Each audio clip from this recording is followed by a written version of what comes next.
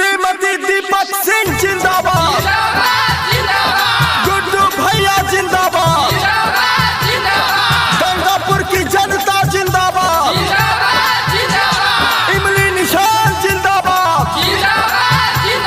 Gram सभा गंगापुर की समस्त सम्मानित जनता, आप सबसे हाथ जोड़कर नम्र निवेदन है, श्रीमती दीपक सिंह पत्नी श्री गुड्डू सिंह जिनका चुनाव निशान इमली है, आप सब चुनाव निशान इमली पर मुहर लगाकर भारी से भारी मतों से श्रीमती दीपक सिंह को विजयी बनावे और अपने ग्राम सभा का चहुमुखी विकास कराए।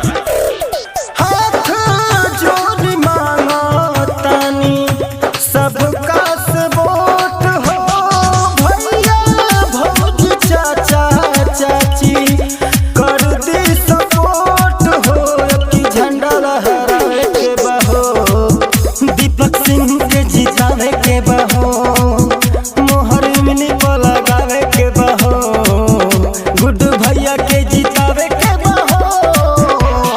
हाथ जोड़ मांगो तानी सबका वोट हो, माई बहिन चाचा चाची कर दी सपोर्ट हो, दीपक सिंह के जितावे के बहो, झंडा इनकर लहरावे के बहो, गुड्डू भैया के जितावे के बहो, मोहर इमली पर लगावे के बहो। ग्राम सभा गंगापुर की समस्त सम्मानित जनता से अनुरोध है, विनती है कि आप सब अपना बहुमूल्य मत चुनाव निशान इमली को देकर श्रीमती दीपक सिंह जी के हाथों को मजबूत बनाए और अपने ग्राम सभा का चहुमुखी विकास कराए। याद रहे, चुनाव निशान इमली इमली इमली इमली। जेने जाओ नहीं है नमवा सुनाता, मिलता सब कर दुलार हो, चर्चा भइल बा इनका नमवा के ऐसन, पीटे विरोधी लोग कपार हो।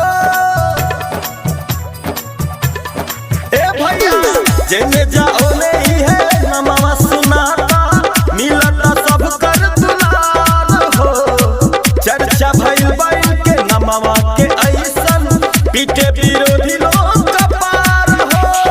सागरे सुनात बाटे इन्हीं के शोर हो, गंगापुर के लोगा वाला गवने बजोर हो, दियनायास के जरावे के बहो, मोहर इमली पर लगावे के बहो, दीपक सिंह के जितावे के बहो, मोहर इमली पर लगावे के बहो।